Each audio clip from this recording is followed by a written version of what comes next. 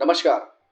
आध्यात्मिक संवाद में आपका स्वागत है। आज आपको एक छोटी बट इंटरेस्टिंग चीज बताने जा रहा हूं जिसका संबंध रामायण से है।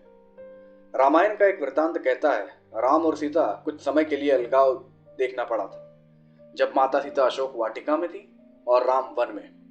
कॉन्शियसनेस के लेवल पे दोनों कभी सेपरेट नहीं हुए और हमेशा एस्ट्रली कनेक्टेड, बट फिजिकली जरूर सेपरेट हुए 1 साल के लिए।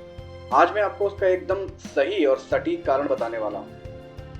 चलिए मैं आपको उस समय ले चलता हूं जब धरती पर पहले मानव मनु आए थे। मनु की एक बेटी थी जो स्वयं महर्षि थी और जिनका नाम देवहूति था।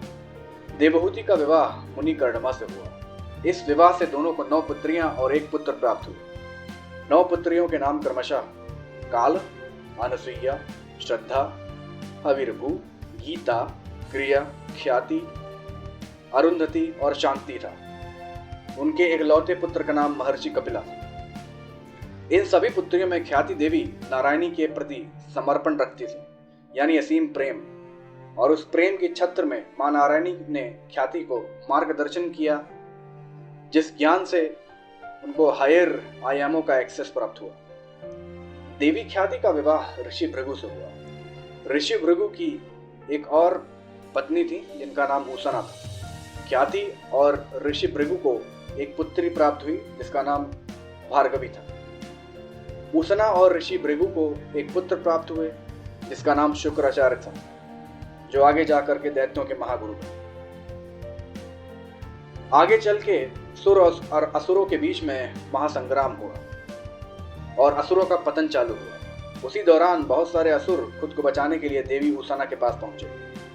देवी उसना ने उन असुरों को बचाने के लिए प्रण लिया, बट वो प्रण किसी काम का न रहा जब नारायण ने उन्हें जिद छोड़ने के लिए एनलाइटन किया और उसना ने मुक्ति मांगी और उन्होंने अपना शरीर त्यागा और इस तरह से असुरों का सफाया हुआ।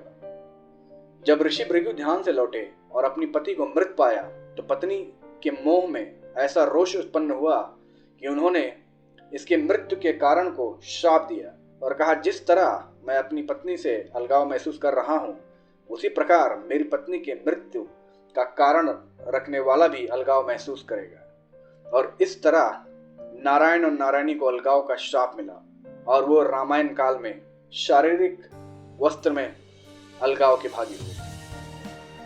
धन्यवाद।